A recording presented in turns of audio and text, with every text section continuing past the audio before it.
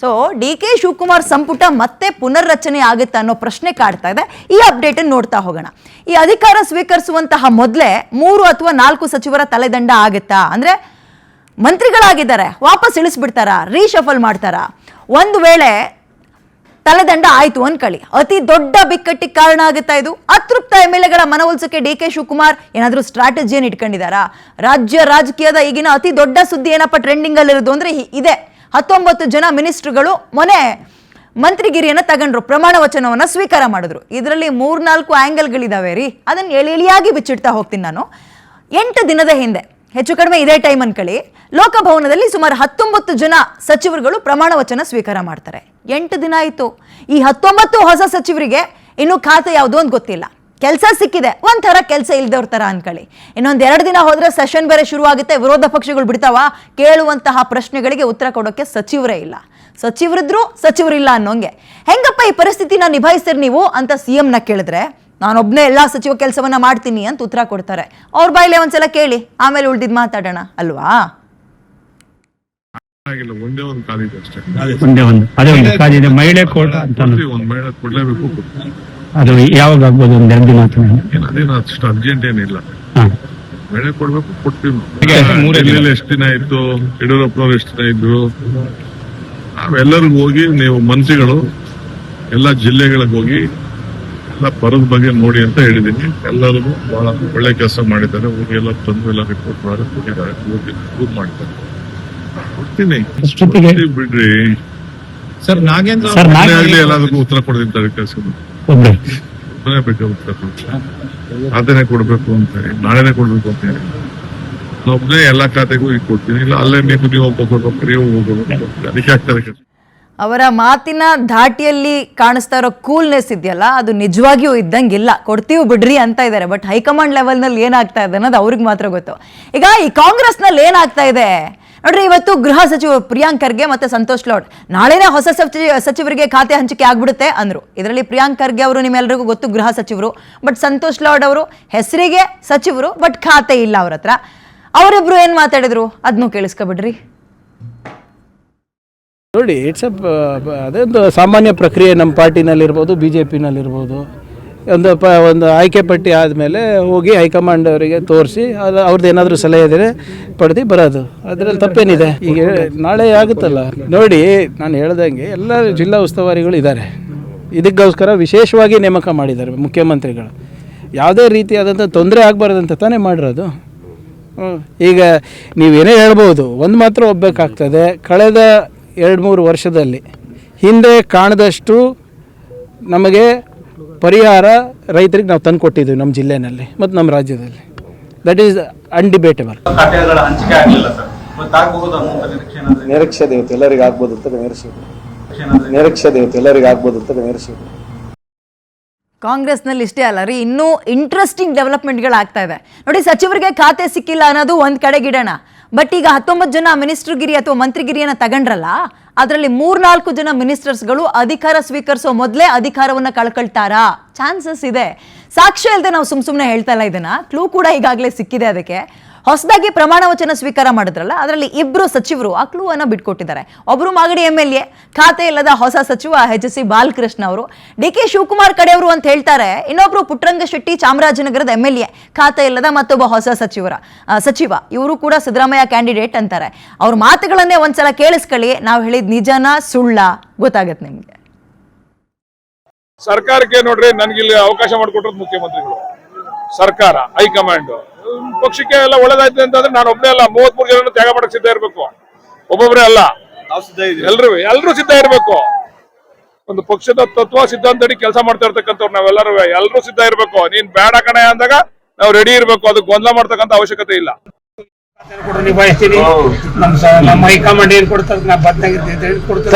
ಇನ್ನೊಂದು ಸರ್, ಕೊನೆಯದಾಗಿ ಬಾಲಕೃಷ್ಣ ಅವ್ರ ಮಾತನ್ನ ಹೇಳ್ತಾರೆ, ಈಗ ಅಸಮಾಧಾನಿತ ಹಿರಿಯ ಶಾಸಕರ ಸಮಾಧಾನ ಮಾಡ್ಬೇಕಂದ್ರೆ ನಾವು ತ್ಯಾಗಕ್ಕೆ ಸಿದ್ಧ ಅಂತ ಹೇಳಿ. ಈಗ ನಮ್ಮ ಹೈಕಮಾಂಡ್ ಅವ್ರಿಗೆ ಹೇಳಿ, ನನಗೆ ಹೇಳಿ, ನಾವೆಲ್ಲ ತ್ಯಾಗಕ್ಕೂ ನಾವು ಸಿದ್ಧವಾಗಿದ್ದೇವೆ. ಆಯ್ತಪ್ಪ, ಇವರಿಬ್ಬರು ರಾಜೀನಾಮೆ ಅಲ್ಲ, ತ್ಯಾಗದ ಮಾತುಗಳನ್ನು ಆಡ್ತಾ ಇದ್ದಾರಲ್ವಾ? ಅಂತಹ ಸನ್ನಿವೇಶ ಯಾಕೆ ಬಂತು ಹಾಗಾದ್ರೆ? ಸರ್ಕಾರದಲ್ಲಿ ಯಾವೆಲ್ಲ ಸಚಿವರ ಪದತ್ಯಾಗ ತ್ಯಾಗ ಜೀವಿಗಳಾಗ್ತಾರೆ? ಒಂದೊಂದನ್ನೇ ನೋಡ್ತಾ ಹೋಗೋಣ, ಯಾರೆಲ್ಲ ಆಗಬಹುದು ಅಂತ. ಹೆಸರಿಗೆ ಮಂತ್ರಿ, ಬಟ್ ಯಾವಾಗ ಬೇಕಾದ್ರೂ ರಾಜೀನಾಮೆ ಕೊಡ್ಬೋದು. ಸದ್ಯಕ್ಕೆ ಅವ್ರ ಹತ್ರ ಖಾತೆ ಇಲ್ಲ. ಇದಕ್ಕೆ 60 ದಿನ ತಗೊಂಡ್ರ ಅಂತ ಪ್ರಶ್ನೆ. ಓಕೆ, ಈಗ ಮುಖ್ಯಮಂತ್ರಿ DK ಶಿವಕುಮಾರ್ ಸಂಪುಟದಲ್ಲಿ ಮತ್ತೆ ಚೆಸ್ ಅಥವಾ ಚದುರಂಗದಾಟ ಆರಂಭ ಆಗ್ತಾ ಇದೆಯಾ, ಅಥವಾ ಚದುರಂಗದಾಟನೂ ಬೇಡ ಹಾವು ಏಣಿ ಆಟ ಶುರುವಾಯ್ತಾ ಅನ್ಕೊಳ್ಳೋಣ ನಾವು. ಸಚಿವರ ಖಾತೆಗಳು ಬದಲಾಗುತ್ತಾ? ವಾರದ ಹಿಂದೆ ಪ್ರಮಾಣ ವಚನ ಸ್ವೀಕಾರ ಮಾಡಿದ್ರು, ಆ ಸಚಿವರು ಈಗ ರಾಜೀನಾಮೆ ಕೊಟ್ಬಿಡ್ತಾರ? ಮತ್ತೆ ಹೊಸ ಮುಖಗಳು DK ಶಿವಕುಮಾರ್ ಸಂಪುಟಕ್ಕೆ ಎಂಟ್ರಿ ಕೊಡುತ್ತವಾ? ಈ ರೀತಿಯ ಪ್ರಶ್ನೆಗಳು, ಗೊಂದಲಗಳು ಸದ್ಯಕ್ಕೆ ಸೃಷ್ಟಿಯಾಗೋ ಸಾಧ್ಯತೆ ಕಾಣಿಸ್ತಾ ಇದೆ. ಸೊ ಈಗಿರೋ ಸುದ್ದಿಗಳನ್ನ ಗಮನಿಸ್ತಾ ಹೋದ್ರೆ ನಾವು ಈ ಸಂಪುಟ ಮತ್ತೆ ಪುನರಚನೆ ಆಗತ್ತಾ ಅಂತ ಪ್ರಶ್ನೆ. ಅದಕ್ಕೆ ತಕ್ಕ ಸಮೀಕರಣಗಳು ಕೂಡ ಬದಲಾಗುತ್ತೆ. ಪ್ಲೇಟ್ಸ್ ಅಂದ್ರೆ ಈಗ ಸಾಧ್ಯತೆಗಳು ನಂಬರ್ 1 ನಂಬರ್ 2 ಏನೇನು ಅಂತ ನೋಡ್ತಾ ಇದ್ದೀರಿ ನೋಡಿ. ಈಗ KH ಮುನಿಯಪ್ಪ ಅವರು ಈಗಾಗಲೇ ಸಚಿವರಾಗಿದ್ದಾರೆ. KH ಮುನಿಯಪ್ಪ ಅವರು ಅವರ ರಾಜೀನಾಮೆ ತಗೊಳ್ತಾರೆ, ಅವರ ಬದಲಾಗಿ ಅವರ ಮಗಳು ರೂಪಾ ಶಶಿಧರ್ ಅವರ ಎಂಟ್ರಿ ಆಗತ್ತೆ, ಮುನಿಯಪ್ಪ ಅವರ ಪದತ್ಯಾಗ ಆಗತ್ತೆ ಅಥವಾ ಆಗಬಹುದು ಅಂತ ರಾಜಕೀಯ ವಲಯದಲ್ಲಿ ಚರ್ಚೆಗಳು ಹೇಳ್ತಾ ಇದೆ. ಯಾಕಂದ್ರೆ ಒಂದಾದ್ರೂ ಹೆಣ್ಮಗಳಿಗೆ ಮಹಿಳಾ ಕೋಟಾ ಕೊಡ್ಬೇಕಲ್ವಾ, ಮಹಿಳಾ ಮಂತ್ರಿ ಇರ್ಬೇಕಲ್ವಾ, ಇಲ್ಲಾಂದ್ರೆ ಹೆಣ್ಣು ದಿಕ್ಕಿಲ್ಲದ ಕ್ಯಾಬಿನೆಟ್ ಅಂತ ಅನಿಸ್ಕೊಳತ್ತಲ್ವಾ. ಹಾಗಾಗಿ ಅಪ್ಪನ ಮಂತ್ರಿಗಿರಿಯನ್ನ ತೆಗೆದುಕೊಂಡು ಅಥವಾ ಕಸಿದುಕೊಂಡು ಅಥವಾ ಅವರನ್ನ ಕೆಳಗಿಳಿಸಿ ಮಗಳಿಗೆ ಕೊಡೋದು ಅಂತ ಮಹಿಳಾ ಕೋಟಾ ಒಂದ್ ಕವರ್ ಮಾಡ್ದಂಗಾಗತ್ತೆ, ಹೆಣ್ಮಗಳಲ್ಲಿ ಬಂದಂಗಾಗುತ್ತೆ. ಎರಡನೇದು ದಲಿತ ಎಡಗೈ ಹಾಗೂ ಕೋಲಾರಕ್ಕೆ ಪ್ರಾತಿನಿಧ್ಯ ಕೊಟ್ಟಂಗೆ ಆಗಬೇಕು ಅನ್ನೋದು ಇದ್ರ ತರ್ಕ. ಅಂದ್ರೆ ಒಂದು ಕಲ್ಲು ಎರಡು ಹಕ್ಕಿ ಅಲ್ಲ, ಮೂರ್ ಹಕ್ಕಿ. ಒಂದು ಮಹಿಳಾ ಕೋಟಾ, ಇಲ್ಲಿ ತನಕ ಅವ್ರ ಮೇಲೆ ಆರೋಪ ಕೇಳಿ ಬರ್ತಾ ಇದ್ದಿದ್ದು ಅದೇ, ಒಬ್ಬ ಹೆಣ್ಮಗಳು ಕೂಡ ಆ ಸಂಪುಟದಲ್ಲಿ ಇಲ್ಲ ಅಂತ. ಎರಡನೇದು ದಲಿತ ಎಡಗೈ ಸಮುದಾಯಕ್ಕೆ ಕೊಟ್ಟುವೆ ಅಂತ. ಮೂರನೇದು ಮುನಿಯಪ್ಪ ಅವ್ರಿಗೆ ಕೊಡ್ತಾ ಇದ್ದಂಗೆ ಕೋಲಾರ ಪ್ರಾತಿನಿಧ್ಯ ಅಂತ ಅನ್ನಕ್ಕಾಗಲ್ಲ, ಯಾಕಂದ್ರೆ ಅವ್ರು ಕೋಲಾರದಲ್ಲಿ ನಿಂತ್ಕೊಂಡು ಕಂಟೆಸ್ಟ್ ಮಾಡ್ತಾ ಇಲ್ಲ. ಅವ್ರು ಆ ಭಾಗದವ್ರು ಆಗಿರ್ಬೋದು, but ನಿಂತ್ಕೊಳ್ತಾ ಇರೋದಿಯಲ್ಲೇ.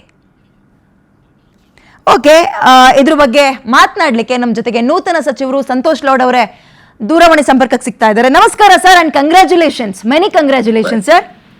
Thank you, ma. Very nice of you. Very kind of you. Thank you. Sir, ಇದ್ರ ನಡುವೆ ಇನ್ನೊಂದು ಚರ್ಚೆ ಶುರುವಾಗ್ಬಿಟ್ಟಿದೆ, ನಿಮ್ ಗಮನಕ್ಕೂ ಬಂದಿರುತ್ತೆ. ಇನ್ನು ಯಾರಿಗೂ ಖಾತೆ ಕೊಟ್ಟಿಲ್ಲ, ಯಾಕೆ ಈ ಲೇಟ್ ಆಗ್ತಾ ಇದೆ ಅಂತ ನಿಮ್ ಮಾತಲ್ಲಿ ಹೇಳೋದಾದ್ರೆ ಸರ್? ಲೇಟ್ ಅಂತ ಏನಿಲ್ಲ. I think by tomorrow it will be resolved. So ಇದಕ್ಕಿಂತ ಜಾಸ್ತಿ ನನಗೇನು ಮಾತಾಡೋಕ್ಕಾಗಲ್ಲ. By latest by tomorrow I think it will be resolved. Correct ಅರ್ಥ ಆಗುತ್ತೆ ಸರ್. ಇದ್ರ ನಡುವೆ ಒಬ್ಬ ಹೆಣ್ಮಕ್ಳಿಗಾದ್ರೂ ಬೇಕು ಅನ್ನೋ ಕಾರಣಕ್ಕೆ ರೀಶಫಲ್ ಆಗುತ್ತೆ ಅಂತ ಇದ್ದಾರೆ. Is that true sir? ಆ ಥರದ ಏನಾದ್ರು ಚರ್ಚೆ? I really don't know. I'm not aware. I'm really not aware of this. ಗೊತ್ತಿಲ್ಲ ನನಗೆ ಮಾಹಿತಿ ಇಲ್ಲ ಇದ್ರ ಬಗ್ಗೆ. ಓಕೆ, ನಿಮ್ ವಿಚಾರನೆ ಮಾತಾಡೋದಾದ್ರೆ ಸರ್, ಇಂಥದ್ದೇ ಖಾತೆ ಬೇಕು ಅನ್ನೋ ನಿರೀಕ್ಷೆಯಲ್ಲಿ ಇದ್ದೀರಿ? ಏನಿಲ್ಲ, ಯಾವ ಖಾತೆ ಕೊಟ್ಟರು ನಡೆಯುತ್ತೆ. ಓಕೆ, ಇದು ಬಹಳ ಒನ್ ವರ್ಡ್ ಆನ್ಸರ್ ಕೊಡ್ತಾ ಇದೀರಿ sir. Anyway, thank you so much ಇಷ್ಟು PNS ವಿಸ್ತಾರ ಜೊತೆ ಮಾತಾಡಿದಕ್ಕೆ. ಸಂತೋಷ್ ಲೌಡ್ ಅವರು ನೂತನ ಸಚಿವರು, ಬಟ್ ಯಾವ ಖಾತೆ ಅನ್ನೋದು ಗೊತ್ತಿಲ್ಲ, ಮಾತಾಡ್ತಾ ಇದ್ರು. ಈಗ ಎಲ್ಲವನ್ನೂ ಅವ್ರ ಬಾಯಿಂದ ಹೇಳಿಸ್ಬೇಕು ಅನ್ನೋಕ್ಕೂ ಆಗಲ್ಲ, ಬಿಕಾಸ್ ಪರಿಸ್ಥಿತಿ ಹಂಗಿದೆ. ಒಂದು ಮಾತಾಡಿದ್ರೆ ಜಾಸ್ತಿ ಅಥವಾ ಕಡಿಮೆ, ಎರಡು ಮಾತಾಡಿದ್ರೆ ಜಾಸ್ತಿ ಅನ್ನೋ ಪರಿಸ್ಥಿತಿ. ಇದು ಕಳ್ಕೊಬಿಟ್ರೆ ಎನ್ನುವ ಆತಂಕ ಇದ್ದೇ ಇರುತ್ತೆ. ಕಳೆದ ಬಾರಿ ಮಿನಿಸ್ಟರ್ ಆಗಿದ್ರೆ ಅವರು, ಈ ಸಲವೂ ಕೂಡ ಮಂತ್ರಿಗಿರಿ ಸಿಕ್ಕಿದೆ, ಬಟ್ ಯಾವ ಖಾತೆ ಅಂತ ಗೊತ್ತಿಲ್ಲ. ಇದರ ನಡುವೆ ಇಂಪಾರ್ಟೆಂಟ್ ಏನ್ ಗೊತ್ತಾ, ಈಗ 19 ಜನ ತಗೊಂಡಿದ್ರಲ್ಲ, ಅದರಲ್ಲೂ ಕೆಲವೊಬ್ಬರಿಗೆ ಒಂದಿಬ್ರು 3 ಜನಕ್ಕೆ ಹೊರಗಿಡ್ತಾರೆ, ಮತ್ತೊಂದಷ್ಟು ಜನರನ್ನ ಒಳಗೆ ಕರ್ಕ ಬರ್ತಾರೆ ಅಂತ ಭಾರಿ ಇಕ್ಕಟ್ಟಿಗೆ ಸಿಗಾಕೊಂಡಿದ್ದಾರೆ. ಇದೊಂದು ರೀತಿ ಕೇಕ್ ಹೋಕ್ ಅಲ್ವೇ ಅಲ್ಲ DK ಶಿವಕುಮಾರ್ ಸರ್ಕಾರಕ್ಕೆ. ಒಂದು ಪ್ರಶ್ನೆ ಬಂದೇ ಬರುತ್ತೆ, ಈ ಕ್ಯಾಬಿನೆಟ್ ಮಾಡಕ್ಕೆ ಈ ರೀತಿ ತಕ್ಷಣ ಬದಲಾಯಿಸಕ್ಕೆ 60 ದಿನ ತಗೊಳ್ಬೇಕಿತ್ತಾ? ಪ್ರಶ್ನೆ ಸಹಜವಾಗೇ ಬರುತ್ತೆ. ರಾಜಕೀಯ ವಲಯದಲ್ಲಿ ಚರ್ಚೆ ಆಗ್ತಾ ಇದೆ, ನಂಬರ್ 1. ಎರಡನೇದು, ಮಂಕಾಳು ವೈದ್ಯವ್ರ ವಿಚಾರ ನೋಡಿದ್ವಿ, ಇದು ಒಂದು ರೀತಿ. ಆಮೇಲೆ ಗಾಯತ್ರಿ ಶಾಂತೇಗೌಡರು ಕೊಡದಂತೆ ಕಿತ್ಕೊಳ್ಳದಂತೆ, ಈಗಲೂ ಅದು ಮುಂದುವರಿಸ್ಕೊಂಡು ಹೋಗ್ತಾರಾ? ಇದನ್ನು ನೋಡಿಕೊಂಡು ವಿರೋಧ ಪಕ್ಷದವ್ರು ಸುಮ್ಮನಿರ್ತಾರಾ? ಕಾಲು ಎಳಿಯಲ್ವಾ? ಆಯ್ತಪ್ಪ ಬಿಟ್ಬಿಡ್ರಪ್ಪ ಅಂದ ತಕ್ಷಣ ಮಂತ್ರಿಗಿರಿ ಸಿಕ್ಕಂಥವ್ರು ಬಿಡ್ತಾರಾ? ಫೋರ್ಸ್ಫುಲಿ ಬಿಡಿಸಿದ್ರು ಅನ್ಕೊಳ್ಳಿ, ಅವ್ರ ಕ್ಷೇತ್ರದಲ್ಲಿ ಅವ್ರು ಹೆಂಗ್ರಿ ಮುಖ ತೋರಿಸ್ತಾರೆ? ಇಲ್ಲಿ ತನಕ ನಮ್ಮಣ್ಣನಿಗೆ ಮಂತ್ರಿಗಿರಿ ಸಿಕ್ಕಿದೆ ಅಂದ್ಕೊಂಡು ಜೈಕಾರ ಕೂಗಿರ್ತಾರೆ, ಆರತಿ ಬೆಳೆದಿರ್ತಾರೆ. ಬಟ್ ಈಗ ಅದರಿಂದ ಕಳ್ತಾರೆ ಅಂದರೆ ಅಷ್ಟು ಸುಲಭ ಇಲ್ಲ ಫೇಸ್ ಮಾಡೋದು. ಸೊ ನೋಡೋಣ ಮುಂದಿನ ದಿನಗಳಲ್ಲಿ ಏನಾಗುತ್ತೆ ಅಂತ. ಓಕೆ, ಮೊದಲನೇ ಸಾಧ್ಯತೆ ನೋಡಿದ್ವು ಅಲ್ವಾ, ಎರಡನೇ ಸಾಧ್ಯತೆ ಬಗ್ಗೆ ನೋಡೋಣ ನಾವು. ಬಿ ನಾಗೇಂದ್ರ ಅವರು, ಇವರ ರಾಜೀನಾಮೆ ಆಗತ್ತಾ? ಅವರ ಸ್ಥಾನಕ್ಕೆ ಅನ್ನಪೂರ್ಣ ತುಕಾರಾಮ್ ಅವರು ಬರ್ತಾರೆ. ತುಕಾರಾಮ್ ಅವರ ಪತ್ನಿ ಅನ್ನಪೂರ್ಣ ಅವ್ರು ಬರ್ತಾರೆ ಅನ್ನೋ ಮಾತು. ಅಲ್ಲಿಗೆ ಎರಡೆರಡು ಹೆಣ್ಮಕ್ಳನ್ನ ತಗೊಬಂದಂಗೆ ಆಗುತ್ತೆ. ಮಹಿಳಾ ಅಂದ್ರೆ ಕ್ಯಾಬಿನೆಟ್ ಒಳಗೆ ಇಬ್ರು ಮಹಿಳಾ ಶಕ್ತಿಗಳು ಸೇರಿದಂಗೆ ಆಗುತ್ತೆ. ಇದಕ್ಕೆ ಕಾರಣ ನಾಗೇಂದ್ರ ಅವ್ರ ವಿರುದ್ಧ ಹೋರಾಟಕ್ಕೆ ಬಿಜೆಪಿ ಸಿದ್ಧತೆ ನಡೆಸ್ಕೊಳ್ತಾ ಇದೆ. ಅವರು ಡೆಲ್ಲಿಯಲ್ಲಿ ಕಾಣಿಸ್ಕೊಂಡಿದ್ದಾರೆ, ಅವ್ರ ಮೇಲೆ ಆರೋಪ ಕೂಡ ಇದೆ, ನಿಮ್ಮೆಲ್ಲರಿಗೂ ಗೊತ್ತಿರೋದೆ, ಹೊಸದಾಗಿ ಏನು ಹೇಳೋ ಅಗತ್ಯ ಇಲ್ಲ. ಅದರಲ್ಲಿ ST ಕೋಟಾದಡಿ ಸಚಿವ ಸ್ಥಾನ ಹಂಚಿಕೆ ಆಗುತ್ತೆ, ಬಳ್ಳಾರಿ ಜಿಲ್ಲೆಯ ಪ್ರಾತಿನಿಧ್ಯ ವಹಿಸಿದಂಗೂ ಆಗುತ್ತೆ. ಇನ್ನೊಂದೇನಪ್ಪ, ಮಹಿಳಾ ಕೋಟಾದಡಿ ಈ ಅನ್ನಪೂರ್ಣ ತುಕಾರಾಮ್ ಅವ್ರಿಗೆ ಕೊಟ್ಟರೆ ಅವಕಾಶ ಸಿಕ್ಕಂಗಾಗುತ್ತೆ. ಹಾಗಾಗಿ ನಾಗೇಂದ್ರ ಅವರಿಂದ ರಾಜೀನಾಮೆ ಕೊಡಿಸ್ತಾರೆ ಅಂತ ಚರ್ಚೆಗಳು. ಇದರಿಂದ ತೀರಾ ಏನು ಕಷ್ಟ ಆಗತ್ತೆ ಕಾಂಗ್ರೆಸ್ ಪಕ್ಷಕ್ಕೆ ಅನ್ನುವಂಥದ್ದು we don't think so. Because ಅವ್ರಿಗೆ ಯಾಕೆ ಕೊಟ್ಟರು ಅನ್ನುವಂಥದ್ದೇ ಚರ್ಚೆ ಇವಾಗ. ಯಾಕಂದರೆ ಆರೋಪ ಇದೆ, ಕಳಂಕ ಮುಕ್ತರಾಗಿಲ್ಲ ಅವ್ರು, ಇನ್ನೂ ಕಳಂಕ ಹೊತ್ಕೊಂಡಿದ್ದಾರೆ. ಅದನ್ನು ಹೊರತಾಗಿ ಅಥವಾ ಅದು ಹೊರಗಿಟ್ಟು ಇವರು ಒಳಗೆ ತಗೊಳ್ತಾರೆ ಅಂದರೆ ಡೆಲ್ಲಿಲಿ ಕಾಣಿಸ್ಕೊಂಡಿದ್ದಾರೆ. ಅವ್ರಿಗೆ ಕೆಲವೊಂದು ರೂಲ್ಸ್ಗಳೇ ಇದೆ, ನೀವು ರಾಜ್ಯ ಬಿಟ್ಟು ಹೊರಗೆ ಹೋಗಬಾರ್ದು ಅಂತ. ಹೀಗೆಲ್ಲ ಇದ್ದಾಗ ಸೊ ಇವ್ರನ್ನ ಬದಿಗಿರಿಸಿ ಮತ್ತೊಬ್ಬರನ್ನ ಕರ್ಕೊಬರ್ತಾರೆ, ಅಗೇನ್ ಹೆಣ್ಮಗಳನ್ನ ಕರ್ಕೊಬರ್ತಾರೆ ಅಂತ ಚರ್ಚೆ. ನೋಡೋಣ ಏನಾಗುತ್ತೆ ಅಂತ. ಮೂರನೇ ಸಾಧ್ಯತೆ ಬಗ್ಗೆ ನೋಡೋಣ ನಾವು. ಅದರ ನಡುವೆ ನನ್ನ ಕಲೀಗ್ಸ್ ಸಾಧ್ಯ ಆದಷ್ಟು ಹೊಸ ಮಿನಿಸ್ಟ್ರುಗಳಿಗೆ ಕರೆ ಮಾಡ್ತಾ ಇದ್ದಾರೆ. ಯಾರ್ಯಾರು ಸಿಗ್ತಾರೆ ಟಚ್ಗೆ ಪಟ್ ಅಂತ ನಾವು ಮಾತನಾಡಿಸ್ತಾ ಹೋಗೋಣ. ಸಂತೋಷ್ ಲೌಡ್ ಅವ್ರ ಜೊತೆಗೆ ಮಾತಾಡಿದ್ವಿ. ಉಳಿದಂತೆ ಹೊಸ ಹೊಸ ಸಚಿವರುಗಳ ಜೊತೆಗೆ ಮಾತಾಡೋಣ. ಅವರ ಅಭಿಪ್ರಾಯ ಅನಿಸಿಕೆ ಬದಲಾಗ್ತಾರ, ಅವ್ರಿಗೆ ಭಯ ಇದೆಯಾ ಅಥವಾ ಯಾವ ಖಾತೆ ಸಿಗುತ್ತೆ ಕೇಳೋಣ ಅಲ್ವಾ. ಓಕೆ, ಮೂರನೇ ಸಾಧ್ಯತೆ ಬಗ್ಗೆ ನಾನು ಹೇಳ್ತಾ ಹೋಗ್ತೀನಿ ಕೇಳಿ. HC ಬಾಲಕೃಷ್ಣ ಅವರು ಮಾಗಡಿಯ MLA, ಬಿಡದಿ ಬಗ್ಗೆ ವಿಪರೀತ ಹೋರಾಟ ಆಗ್ತಾ ಇದೆ. DK ಶಿವಕುಮಾರ್ ಅವರ ಬಲಗೈ ಬಂಟ, ಅಪ್ಪಟ ಶಿಷ್ಯ. ಅವರು ಮೊನ್ನೆ ಪ್ರಮಾಣ ವಚನ ಸ್ವೀಕಾರ ಮಾಡಬೇಕಾದ್ರು ಅಷ್ಟೇ ಅವ್ರು ಏನು ಹೇಳಿದ್ರು ಹೇಳ್ರಿ, ಯಾರ್ಯಾರಿಗೆ ಧನ್ಯವಾದ ಹೇಳಿದ್ರು ಅಂದರೆ ಮೊದಲು ಹೇಳಿದೆ DK ಶಿವಕುಮಾರ್ ಅವರ ಹಾದಿಯಾಗಿ ಅವರ ಇಡೀ ಕುಟುಂಬದವರಿಗೆಲ್ಲ ಥ್ಯಾಂಕ್ ಯು ಹೇಳ್ಬಿಟ್ರು ಅವರು. ಆಮೇಲೆ ಇವರನ್ನ ಹೊರಗಿಟ್ಟು ಕೃಷ್ಣಪ್ಪ ಅವ್ರನ್ನ ಒಳಗೆ ಸೇರಿಸ್ಕೊಳ್ತಾರೆ ಅಂತ ಚರ್ಚೆ ಇದೆ. ಚರ್ಚೆಯನ್ನು ಮಾತ್ರ ನಿಮ್ಮ ಗಮನಕ್ಕೆ ತರ್ತಾ ಇದ್ದೀನಿ ನಾನು. ವಾರದ ಹಿಂದೆ ಪ್ರಮಾಣ ವಚನವನ್ನು ಸ್ವೀಕಾರ ಮಾಡಿದ್ರು ಇದೇ ಬಾಲಕೃಷ್ಣ ಅವರು. ರಾಜೀನಾಮೆ ಕೊಡಬಹುದು ಅಂತ ಮತ್ತೊಂದು ಕಡೆ ಚರ್ಚೆ ಇದೆ. ಕೃಷ್ಣಪ್ಪ ಅವರ ಸ್ಥಾನ ತುಂಬುವಂತ ಕೃಷ್ಣಪ್ಪ ಅವರು ಬಾಲಕೃಷ್ಣ ಅವರ ಸ್ಥಾನ ತುಂಬುವಂತಹ ಸಾಧ್ಯತೆಗಳಿದೆ. ಇದರ ನಡುವೆ ಪುಟ್ಟರಂಗ ಶೆಟ್ಟಿ ರಾಜೀನಾಮೆ ಅಲ್ಲ, ಏನು ಹೇಳ್ಬೇಕು ಇದಕ್ಕೆ, ರಾಜೀನಾಮೆ ಅನ್ಬಾರ್ದು, ಪದತ್ಯಾಗ ಅನ್ಬೇಕು. ಅವರೇ ಅಲ್ವಾ ಮಾತಾಡಿರೋದು, ಪಕ್ಷಕ್ಕೋಸ್ಕರ ಪದತ್ಯಾಗ ಮಾಡೋಕ್ಕೂ ರೆಡಿ ಇರಬೇಕು, ತ್ಯಾಗಕ್ಕೂ ರೆಡಿ ಇರಬೇಕು ಅಂತ. ಸೊ ರಾಜೀನಾಮೆ ಅಲ್ಲ, ಪದತ್ಯಾಗ ಮಾಡಬಹುದು ಪುಟ್ಟರಂಗ ಶೆಟ್ಟಿ ಅವರು ಅಂತ. ಸ್ಪೀಕರ್ ಪೀಠದಲ್ಲಿ GS ಪಾಟೀಲ್ ಬದಲಿಗೆ TB ಜಯಚಂದ್ರ ಅವ್ರನ್ನ ಕೂರಿಸಬಹುದು ಅಂತ. ಆಕ್ಚುಲಿ ಆರಂಭದಲ್ಲಿ ಪಾಟೀಲ್ ಅವರ ಬದಲಾಗಿ TB ಜಯಚಂದ್ರ ಅವ್ರ ಹೆಸರು ಕೇಳಿ ಬಂದಿದ್ದು, ಬಟ್ ಲಿಸ್ಟಲ್ಲಿ ಮಾತ್ರ ಹೆಸರು ಬದಲಾಗಿತ್ತು.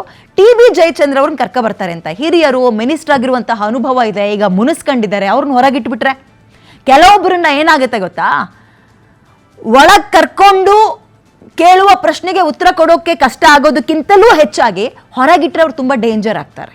ಅವರ ಮೂವ್ಮೆಂಟ್ಸ್ ಏನು ನೆಕ್ಸ್ಟು ಅಂತ ಊಹೆ ಮಾಡೋಕ್ಕೂ ಕೂಡ ಸಾಧ್ಯ ಆಗಲ್ಲ. ಸೊ TB ಜಯಚಂದ್ರ ಅವರು ಬಹಳ ಹಿರಿಯರಿದ್ದಾರೆ. ಇವ್ರ ಜೊತೆಗೆ ಇನ್ನೂ ಏನೋ ಬದಲಾವಣೆಗಳು ಆಗಬಹುದು ಅಂತ ಇದ್ದಾರೆ. ಈಗಾಗಲೇ ಆಹಾರ ಸಚಿವ KH ಮುನಿಯಪ್ಪ ಅವರು ರೆಸಿಗ್ನೇಷನ್ ಮಾಡಲ್ಲ ಅಂತ ಕಡ್ಡಿ ತುಂಡು ಮಾಡ್ದಂಗೆ ಹೇಳಿದ್ದಾರೆ. ಹಾಗಾಗಿ ಮುಂದಿನ 3 ದಿನಗಳು ವೆರಿ ಕ್ರೂಷಿಯಲ್ ಕಾಂಗ್ರೆಸ್ ಪಾಲಿಗೆ. ಏನು ಬೇಕಾದರೂ ಆಗ್ಬೋದು. ಇವನ್ನೆಲ್ಲ ನೋಡ್ತಾ ಇದ್ದಾಗ ನಮ್ಮಲ್ಲಿ ಕಾಡುವಂತಹ ಕೆಲ ಪ್ರಶ್ನೆಗಳಿಗೆ ಉತ್ತರವನ್ನು ಸದ್ಯಕ್ಕೆ ನಾವೇ ಹುಡುಕೊಂಡು ಹೋಗಬೇಕು. ಕಾಂಗ್ರೆಸ್ನವರಂತೂ ಕೊಡಲ್ಲ. ಪ್ರಶ್ನೆಗಳೇನು ಅಂತ ನಿಮ್ಮ ಮುಂದಕ್ಕೆ ಇಡ್ತೀನಿ, ಉತ್ತರ ಏನನ್ನಿಸ್ತು ಅಂತ ನೀವು ಕಾಮೆಂಟ್ ಹಾಕಿ. ನಂಬರ್ 1, ಸಂಪುಟ ವಿಸ್ತರಣೆ ವಿಚಾರದಲ್ಲಿ ಸರ್ಕಾರ ಎಡವಟ್ಟು ಮಾಡ್ಕತ್ತಾ? ಎರಡನೇ ವಿಷಯ ಅಥವಾ ಎರಡನೇ ಪ್ರಶ್ನೆ, ಈ ಡೆವಲಪ್ಮೆಂಟ್ಗಳಿದಾವಲ್ಲ, ಈ ಬೆಳವಣಿಗೆಗಳಿದಾವಲ್ಲ, ಹೈಕಮಾಂಡ್ ಮೇಲುಗೈಯನ್ನ ನಿರೂಪಿಸ್ತಾ ಇದೆಯಾ? DK ಶಿವಕುಮಾರ್ ಕೇವಲ ರಬ್ಬರ್ ಸ್ಟ್ಯಾಂಪ್ ಅನ್ನೋ ರೀತಿಯಲ್ಲಿ ಮಾಡ್ತಾ ಹೈಕಮಾಂಡ್ ಅಲ್ಲಿ ಕುತ್ಕೊಂಡು ಇಲ್ಲಿನ ಡೆವಲಪ್ಮೆಂಟ್ ಅನ್ನ ಗಮನಕ್ಕೆ ತಗೊಳ್ದೆ ಇಲ್ಲಿ ಯಾರ್ಯಾರು ಹೇಗೆ ಅವ್ರವ್ರ ಸ್ವಭಾವ ಏನು, ಯಾರಿಗೆ ಕೊಟ್ರೆ ಒಳ್ಳೇದು, ಯಾರನ್ನು ಹೊರಗಿಟ್ರೆ ಡೇಂಜರ್, ಇದು ಯಾವುದನ್ನು ಲೆಕ್ಕಾಚಾರ ಹಾಕಳ್ದಲ್ಲೇ ಸುಮ್ಮನೆ ಅವ್ರಿಗೆ ಇಷ್ಟ ಬಂದಂಗೆ ಪಟ್ಟಿಯನ್ನ ಮಾಡಿ DK ಶಿವಕುಮಾರ್ ಅವ್ರನ್ನ ಮಧ್ಯಕ್ಕೆ ಸಿಗಾಕಿಸ್ಬಿಟ್ರ? ಹೈಕಮಾಂಡ್ ಮೇಲುಗೈ ಸಾಧಿಸಿರೋದನ್ನ ನಿರೂಪಿಸ್ತಾ ಇದೆಯಾ ಈ ಬೆಳವಣಿಗೆಗಳು? ಈ ಪ್ರಶ್ನೆ ಕೂಡ ಕಾಡ್ತಾ ಇದೆ. ಮೂರನೇ ಪ್ರಶ್ನೆ, ಕಾಂಗ್ರೆಸ್ನಲ್ಲಿ ಬಣ ರಾಜಕೀಯ ಇನ್ನಷ್ಟು ಜಾಸ್ತಿ ಆಗ್ಬೋದಾ? ಈ ಕ್ಯಾಬಿನೆಟ್ ಏನಂತ ಇದ್ದಾರೆ ಗೊತ್ತಾ? DK ಶಿವಕುಮಾರ್ CM ಆದ್ರೆ ಸಿದ್ದರಾಮಯ್ಯ ಅವರ ಕ್ಯಾಬಿನೆಟ್ಗೆ DK ಶಿವಕುಮಾರ್ CM ಅಂತಲೂ ಕೂಡ ಕೆಲವೊಂದು ಚರ್ಚೆಗಳಾಗ್ತಾ ಇದೆ. 4ನೇ ಪ್ರಶ್ನೆ ಒಂದು ಮುಂದಕ್ಕೆ ಇಡ್ತೀನಿ ನಿಮಗೆ. ಈ ಗೊಂದಲದ ಲಾಭ BJP JDSಗೆ ಸಿಗುತ್ತಾ? ಇವ್ರಿಗೆ ಬಳಸ್ಕೊಂಡ್ರೆ ಡೆಫಿನೆಟ್ಲಿ ಸಿಗುತ್ತೆ ರೀ. ಇವರೆಲ್ಲರೂ ಈಗ ಒಂದು ಉದಾಹರಣೆ ಕೊಡ್ತಾ ಇದ್ದಾರಪ್ಪ. ಏನು? DK ಶಿವಕುಮಾರ್ ಅವ್ರ ಬಾಯಲ್ಲೇ ಕೇಳಿ ಬಂದ್ವಿ. ಯಡಿಯೂರಪ್ಪ ಅವರು 4 ತಿಂಗಳು ಬರ್ತೀನಿ ರೀ, ನಾನು ಬರ್ತೀನಿ, ಓಕೆ ಇದೊಂದು ಮುಗಿಸ್ಬಿಡ್ತೀನಿ ನಾನು. 4 ತಿಂಗಳು ಯಡಿಯೂರಪ್ಪ ಅವರು ಕ್ಯಾಬಿನೆಟ್ ಇಲ್ಲದೆ ಒಬ್ಬರೇ ಕಾಲಿಗೆ ಚಕ್ರ ಕಟ್ಕೊಂಡು ಇಡೀ ಊರನ್ನೆಲ್ಲ ಸುತ್ತಿದ್ರು. ಅವಾಗಲಿಲ್ವಾ? ಇಲ್ಲೂ ಆಗುತ್ತೆ ತಡೀರಿ, ಖಾತೆ ಕೊಡ್ತೀವಿ ತಡೀರಿ ಅಂತಾರೆ. ಯಡಿಯೂರಪ್ಪ ಅವರ ಸರದಿಯೇ ಬೇರೆ, ಈಗಿರುವ ಅವಧಿಯೇ ಬೇರೆ. ಇವ್ರಿಗೆ ಉಳ್ಕೊಂಡಿರೋದೆಷ್ಟು? 1.25 ವರ್ಷ. ಇಲ್ಲೇ 4 ತಿಂಗಳು ತಳ್ಳಿಬಿಟ್ರೆ ಪಾಪ ಆ ಮಿನಿಸ್ಟ್ರು ಖಾತೆ ಒಳಗೆ ಬರೋದು ಯಾವಾಗ? ಅದನ್ನ ಅರ್ಥ ಮಾಡ್ಕೊಳ್ಳೋದು ಯಾವಾಗ? ಅಧಿಕಾರಿಗಳ ಹೆಸರು ನೆನ್ಪಿಟ್ಕೊಳ್ಳೋದು ಯಾವಾಗ? ಕೆಲಸ ಮಾಡೋದು ಯಾವಾಗ? ಮುಗ್ದೇ ಹೋಗ್ಬಿಡುತ್ತಲ್ಲ ಅಲ್ಲಿಗೆ. ಓಕೆ, ಬನ್ನಿ ಇದ್ರ ಬಗ್ಗೆ ಚರ್ಚೆ ಜೊತೆಗೆ ವಿಶ್ಲೇಷಣೆಯನ್ನ ಮಾಡೋದಕ್ಕೆ ನಮ್ಮ ಹಿರಿಯ ಪತ್ರಕರ್ತರು ಬಸವರಾಜ್ ಹಿಟ್ನಾಳ್ ಅವರು ಝೂಮ್ ಲೈವ್ಗೆ ಜಾಯ್ನ್ ಆಗ್ತಿದ್ದಾರೆ. ನಮಸ್ಕಾರ sir and very good evening. ನಾನು ವಿದ್ಯಾ ಮಲ್ನಾಡ್ ಮಾತಾಡ್ತಾ ಇದ್ದೀನಿ. ನಮಸ್ಕಾರ ಸರ್, ಈಗ ಖಾತೆ ಏನೋ ಕೊಟ್ಟರು, ಖ್ಯಾತೆ ಶುರುವಾಗ್ತಾ ಇರೋದು ಇವಾಗ. ಯಾರಿಗೆ ಯಾವ್ದು ಕೊಡ್ತಾರೆ? ಅದ್ರ ಜೊತೆಗೆ ಇನ್ನೂ ಇಂಪಾರ್ಟೆಂಟ್ ಏನು ಅಂದರೆ ಅಗೇನ್ ಇಲ್ಲೇನೋ ಸರ್ಜರಿ ಮಾಡ್ತಾರಂತಲ್ಲ ಸರ್. ಹಂಗಾದ್ರೆ ಕಾಂಗ್ರೆಸ್ಗೆ ಹಿಗ್ಗ ಮುಗ್ಗ ಜಾಡ್ಸಲ್ವಾ ವಿರೋಧ ಪಕ್ಷದವರು? ಅಥವಾ ಪಕ್ಷದೊಳಗಿರೋರೆ? ಈಗ ಡಿ ಕೆ ಶಿವಕುಮಾರ್ ಅವರು ಒಂದಂತೂ ಮನದಟ್ಟಾಗಿದೆ. ಈಗ ಹಾ ತಾವು ತಮ್ಮ ಸರ್ಕಾರದ ಅವಧಿ ಅಷ್ಟು ಸಲೀಸಾಗಿರೋದಿಲ್ಲ. ಸವಾಲುಗಳು ಆಂತರಿಕವಾಗಿ ಹೊರಗಿಂದ ಅಲ್ಲ, ಆಂತರಿಕವಾಗಿಯೂ ಅಷ್ಟೇ ಇರ್ತವೆ ಅಂತ ಒಂದು ಮನವರಿಕೆ ಆಗಿದೆ. Probably he is mentally prepared for that. ಈಗ ಖಾತೆಯನ್ನ ಅಥವಾ ಸಂಪುಟ ರಚನೆ ಮಾಡೋದಕ್ಕೆ 2 ತಿಂಗಳು ಟೈಮ್ ತಗೊಂಡ್ರು. ಏನಕ್ಕೆ? ಇವೆಲ್ಲ ಬ್ಯಾಲೆನ್ಸ್ ಮಾಡೋದಕ್ಕೆ. ಅದೇನೋ ಒಂದು ಪದಾನ ಯೂಸ್ ಮಾಡ್ತೀವಲ್ಲ ನಾವು, ಹಳೆದು ತೂಗಿ, ಅದು ಏನೇನು ಅಳದ್ರು ಏನೇನು ತೂಕ ಹಾಕಿದ್ರು ಗೊತ್ತಿಲ್ಲ. ಬಟ್ ಎನಿವೇಸ್ ಇವೆಂಚುಯಲಿ ಮತ್ತೆ ಸದನವನ್ನು ಕೂಡ ಮುಂದಕ್ಕೆ ಹಾಕಿದ್ರು. ಯಾಕಂದ್ರೆ ಆಯಾ ಇಲಾಖೆಗಳ ಪ್ರಶ್ನೆಗಳನ್ನ ಹ್ಯಾಂಡಲ್ ಮಾಡೋದಕ್ಕೆ, ಉತ್ತರ ಕೊಡೋದಕ್ಕೆ ಸಚಿವರು ಇರೋದಿಲ್ಲ ಅಂತ ಹೇಳಿ ಅದನ್ನ ಮುಂದಕ್ಕೆ ಹಾಕಿದ್ರು. ಈಗ ಸಂಪುಟ ರಚನೆ ಮಾಡಿದ್ರು ಖಾತೆ ಇಲ್ಲ. ಮತ್ತೆ ಯಾವ ಪ್ರಶ್ನೆಗೆ ಏನ್ ಉತ್ತರ ಕೊಡ್ತಾರೆ, ಯಾವ ಸಚಿವರು ಉತ್ತರ ಕೊಡ್ತಾರೆ ಡಿ ಕೆ ಶಿವಕುಮಾರ್ ಅವ್ರಿಗೆ ಗೊತ್ತು.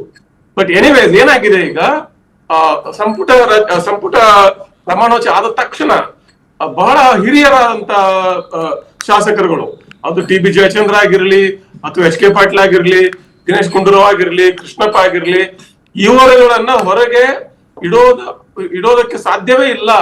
ಇವ್ರಿಗೆ ಸಂಪುಟ ಸ್ಥಾನ ಕೊಡಲೇಬೇಕು ಅನ್ನೋ ಒಂದು ಅನಿವಾರ್ಯತೆ ಸೃಷ್ಟಿಯಾಗಿದೆ. ಜೊತೆಗೆ ಮಹಿಳೆಯರಿಗೆ ಒಂದು ಪ್ರಾತಿನಿಧ್ಯ ಎರಡೂ ಅನಿವಾರ್ಯವಾಗಿ ಬಿಟ್ಟಿದೆ. ಈಗ ಇವ್ರನ್ನಂತೂ ತಗೊಳ್ಳೇಬೇಕು. Sir, sorry to interrupt. ಈಗ ಇನ್ನೊಂದು ಚರ್ಚೆ ಶುರು ಆಗ್ತದೆ ಸರ್. ರೀಪ್ಲೇಸ್ ಮಾಡ್ತಾರೆ ಅಥವಾ ಆಪರೇಷನ್ ಮಾಡ್ತಾರೆ ಅಂತ. ಮಂಕಾಳು ವೈದ್ಯವ್ರು ಸುಮ್ಮನಾದ್ರು ಅಂದ್ರೆ ಉಳ್ದವ್ರು ಸುಮ್ಮನೆ ಆಗ್ತಾರ ಸರ್? ಕೊಡಂಗ್ ಮಾಡೋದಂತೆ ಕಿತ್ಕೊಳ್ಳೋದಂತೆ ಇದ್ಯಾವ ರೀತಿಯ ಆಟ ಸರ್? ಹೆಸರಿಗೆ ಮಂತ್ರಿ, ಆರ್ತಿ ಎತ್ತಿಸ್ಕೊಂಡಿದ್ದಾರೆ ಊರ್ ಬಾಗ್ಲಲ್ಲಿ, ಎಲ್ಲರೂ ಜೈಕಾರಗಳನ್ನು ಕೂಗಿಸ್ಕೊಂಡಿದ್ದಾರೆ. ಈಗ ಮಂತ್ರಿ ಅಲ್ಲ ಅಂತ ಆಗ್ಬಿಟ್ರೆ ಕತೆ? ಡೆಫಿನೆಟ್ಲಿ ಆಯಾ ಮಂತ್ರಿಗಳಿಗೆ ಯಾರ್ಯಾರಿಗೆ ಪ್ರಮಾಣ ವಚನ ತಗೊಂಡಿದ್ದಾರೆ ಅವ್ರಿಗೆ ಅವಮಾನ ಆಗ್ತದೆ, ಒಂದ್ ರೀತಿಯ ಹಿನ್ನಡೆ ಆಗ್ತದೆ, ಕ್ಷೇತ್ರದ ಜನರಿಗೆ ಮುಖ ತೋರಿಸೋದು ಕಷ್ಟ ಆಗ್ತದೆ, ಒಂದ್ ರೀತಿಯ ಮುಖಭಂಗ ಇದು. ಈಗ ಮಂಕಾಳು ವೈದ್ಯ ಆಗ್ಲಿ ಅಥವಾ ನಮ್ಮ ಗಾಯತ್ರಿ ಶಾಂತೇಗೌಡ ಅವ್ರಿಗೆ ಆದಂತ ಅವಮಾನ ಅದಕ್ಕಿಂತ ಹೆಚ್ಚಿನ ಅವಮಾನ ಆಗುತ್ತದೆ. ಆದ್ರೆ ಅನಿವಾರ್ಯ ಆಗ್ಬಿಟ್ಟಿದೆ ಡಿ ಕೆ ಶಿವಕುಮಾರ್ ಅವರಿಗೆ. ಈಗ ಅದಕ್ಕೋಸ್ಕರ ಇಷ್ಟು ಜನರನ್ನ, ನಾನು ಈ ಹೆಸರನ್ನು ಹೇಳದೆ ಅಲ್ಲ, ದಿನೇಶ್ ಗುಂಡೂರಾವ್ ಆಗ್ಲಿ, ಜಯಚಂದ್ರ, ಕೃಷ್ಣಪ್ಪ, ಎಚ್ ಕೆ ಪಾಟೀಲ್ ಮತ್ತು ಮಹಿಳಾ ಒಂದು ಮಂತ್ರಿ ಸ್ಥಾನ, ಇಷ್ಟೆಲ್ಲವನ್ನು ಅಕಾಮಿಡೇಟ್ ಮಾಡ್ಬೇಕು ಅಂದ್ರೆ ಕೆಲವರು ತ್ಯಾಗ ಮಾಡ್ಲೇಬೇಕಲ್ವಾ? ತ್ಯಾಗ ಅನ್ನೋದ ಸರ್ ಇದನ್ನ ಅಥವಾ ಕಿತ್ಕೊಳ್ಳೋದು ಅನ್ನೋದ ಸರ್? ಅವ್ರು ತ್ಯಾಗ ಅಂತಾರೆ, ಆದ್ರೆ ತ್ಯಾಗವನ್ನ ಹೈಕಮಾಂಡ್ ಆಜ್ಞೆ ಮೂಲಕ ಮಾಡಿಸ್ತಾರೆ. ಆಗುತ್ತೆ ಬಿಡಿ. ಈ ರೀತಿಯ ರೀಪ್ಲೇಸ್ ಮಾಡೋದಕ್ಕೆ ಅಥವಾ ಇಂಥ ಕ್ಯಾಬಿನೆಟ್ ಮಾಡಕ್ಕೆ 60 ದಿನ ತಗೊಂಡ್ರ? ಎಲ್ಲಿ ಎಡವಟ್ಟಾಯ್ತು? ಡಿ ಕೆ ಶಿವಕುಮಾರ್ ಅವ್ರನ್ನ ಅಥವಾ ರಾಜ್ಯದ ನಾಯಕರನ್ನ ಹೊರಗಿಟ್ಟು ಮಾಡಿದ್ರ ಪರಿಣಾಮ ಹೈಕಮಾಂಡ್ ಎಡವಟ್ಟಿನಿಂದ ಇವತ್ತು ಎಡವಟ್ಟಾಗಿದ್ದು ಎಲ್ಲಿ ಅಂದ್ರೆ, ಇದೇನು ಇಲ್ಲಿ ತಾವು ಅಧ್ಯಕ್ಷ ಸ್ಥಾನವನ್ನ ತೆಗೆದುಕೊಂಡ ತಕ್ಷಣವೇ ಏನು ಬಿ ಕೆ ಹರಿಪ್ರಸಾದ್ ಹೇಳಿದ್ರಲ್ಲ, ಸರ್ಕಾರದಲ್ಲಿ ನಿಮ್ಗೆ ಸ್ಥಾನ ಬೇಕಿದ್ರೆ ನೀವು ಡಿ ಕೆ ಶಿವಕುಮಾರ್ ಹತ್ರ ಮಾತಾಡಿ ಪಕ್ಷದ ಜೊತೆಗೆ ಕೆಲಸ ಮಾಡುವಂಗಿದ್ರೆ ನನ್ನ ಜೊತೆ ಬನ್ನಿ ಅಂತ ಹೇಳಿದ್ರಲ್ಲ, ಅವರು ಕೂಡ ಒಂದು ಲಿಸ್ಟ್ ತಗೊಂಡೋದ್ರು ಹೈಕಮಾಂಡ್ ಹತ್ರ. ಆಮೇಲೆ ಸಿದ್ದರಾಮಯ್ಯನವರು ನಾನು ಯಾವುದೇ ಮುಜುಗರ ಉಂಟು ಮಾಡಿ ಅಧಿಕಾರ ಹಸ್ತಾಂತರ ಮಾಡಿಬಿಟ್ಟಿದ್ದೇನೆ, ಹೀಗಾಗಿ ನಾನು ಹೇಳಿದವರೇ ಮಂತ್ರಿಗಳಾಗ್ಬೇಕು ಅನ್ನೋ ಹೊಟ್ಟಕ್ಕೆ ಅವ್ರು ಬಿದ್ರು. ಅವ್ರೊಂದು ಪಟ್ಟಿ ಜೊತೆಲಿ ಡಿ ಕೆ ಶಿವಕುಮಾರ್ ನಾನು ಮುಖ್ಯಮಂತ್ರಿ ಅಲ್ವಾ, ಮುಖ್ಯಮಂತ್ರಿ ಪರಮಾಧಿಕಾರ ಅನ್ನೋದಿರ್ತದಲ್ಲ, ಅವರು ಕೂಡ ಯಾರ್ಯಾರಿಗೂ ಮಾತು ಕೊಟ್ಟಿರ್ತಾರೆ. ಈಗ ಸಮಸ್ಯೆ ಅದೇ ಬಂದಿರೋದು, ನನಗ್ ಮಾತು ಕೊಟ್ಟಿದ್ರು ರಾಮಲಿಂಗಾರೆಡ್ಡಿ ಅವರ ಕಾಲದಿಂದ ಕೂಡ ಮಾತು ಕೊಟ್ಟಿದ್ರು, ಮಾತು ಕೊಡಿಸ್ಕೊಳಕ್ ಆಗ್ತಾ ಇಲ್ಲ. ಹೀಗಾಗಿ ಅವ್ರ ಪಟ್ಟಿ ಒಂದು, ಅದ್ರ ಜೊತೆಲಿ ಹೈಕಮಾಂಡ್ ಅವ್ರ ಕೆಲವು ಆಯ್ಕೆಗಳು ಇರ್ತವೆ. ಇದೆಲ್ಲ ಒಂದು ತುಂಬಾ ಜನರ ಪಟ್ಟಿಗಳು ಸೇರಿ ಅದು ಯಾರು ಸಮಾಧಾನವಾಗಿಲ್ಲ. ನಿಮ್ ಸ್ಟೇಟ್ಮೆಂಟ್ ಮೊನ್ನೆ ನಾನು ಕೇಳಿಸ್ಕೊಳ್ತಾ ಇದ್ದೆ ಸರ್, ಇದು ಸಿದ್ದರಾಮಯ್ಯ ಅವ್ರ cabinet CM D K Shivakumar ಅಂತ ಸಿದ್ದರಾಮಯ್ಯ ಅವರ ಸಂಪುಟಕ್ಕೆ ಮುಖ್ಯಮಂತ್ರಿ ಡಿ ಕೆ ಶಿವಕುಮಾರ್ ಅವರಂತ. Anyway thank you so much sir ಇಷ್ಟು ತುಪ್ಪಿನ ವಿಸ್ತಾರ ಜೊತೆ ಮಾತಾಡೋದಕ್ಕೆ. ಲಿಪ್ಸ್ಟಿಕ್ ಯಾವ ಹೆಣ್ಮಕ್ಳಿಗೆ ಗೊತ್ತಿಲ್ಲ ಹೇಳಿ, ಯಾವ ಹೆಣ್ಮಕ್ಳು ಬಳಸಲ್ಲ ಹೇಳಿ. ಸಿಕ್ತು ಅಂದ್ಕೊಂಡು 100-200ಕ್ಕೆ ಸಿಕ್ಕಲ್ಲಿ ತಗೊಂಡ್ರೆ ಕ್ಯಾನ್ಸರ್ ಬರಬಹುದು, ಎಚ್ಚರ ಅಂತ ಇದ್ದಾರೆ. ಈ ಸುದ್ದಿಯನ್ನು ಸಂಪೂರ್ಣವಾಗಿ ವಿಚಾರವನ್ನು ನಿಮ್ಮ ಗಮನಕ್ಕೆ ಇಡುವಂತಹ ಪ್ರಯತ್ನ ನಾನು ಮಾಡ್ತೀನಿ. ಒಂದು ಚಿಕ್ಕ ಬ್ರೇಕ್ ತಗೊಂಡು ವಾಪಸ್ ಬೇಗ ಬರ್ತೀನಿ, ಎಲ್ಲೂ ಹೋಗ್ಬೇಕಾಯ್ತಾ ರೀ.